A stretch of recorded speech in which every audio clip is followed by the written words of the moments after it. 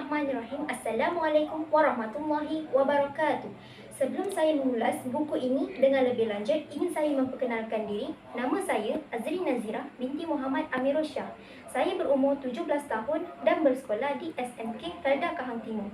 Saya merupakan anak kedua dari 7 orang adik-beradik. Di sekolah, saya memegang jawatan sebagai pengawas sekolah serta saya juga turut bergiat aktif dalam bidang co-kurikulum maupun kurikulum. Dalam video ini akan saya kongsikan sebuah buku yang telah saya kaji dan dapati. Buku ini berjudul Ajaibnya Sedekah, Semakin Bersedekah Semakin Kaya.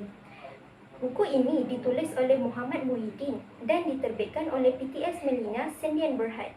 Buku ini mengandungi 8 bab dan mempunyai 174 muka surat kesemuanya sekali. Buku ini diterbitkan pada tahun 2009. Perkara ini menarik dalam buku ini ialah ia membongkarkan keajaiban, mukjizat, misteri serta rahsia keagungan ibadah sedekah demi kesenangan dunia dan akhirat. Seperti mana tajuknya, buku ini membawa kita memahami selok-belok amalan bersedekah.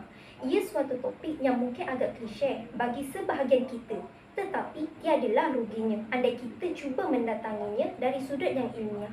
Menurut penulis, buku ini membincangkan berkenaan cara dan tujuan sedekah yang benar dan salah menurut pandangan Islam. Saya juga menyentuh bagaimana konsep ini turut dipraktikkan dalam agama dan ajaran lain. Saya juga mahu menunjukkan kepada saudara berbagai kemusykilan, anggapan, pendapat, bahkan keyakinan berkenaan hakikat sedekah dalam Islam dibandingkan dalam sedekah dalam agama lain. Saya kira deskripsi dari penulis ini sudah cukup tepat menceritakan susun atur dan diskusi yang terdapat di dalam buku ini. Saya menyambut baik keazaman dan kaedah penulisan buku ini.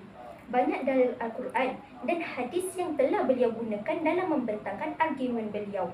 Cubaan beliau untuk menukilkan pandangan-pandangan dari barat dan agama lain, kemudian diharmonikan dengan agama Islam, adalah suatu cubaan yang cukup dikagumi dan dihormati.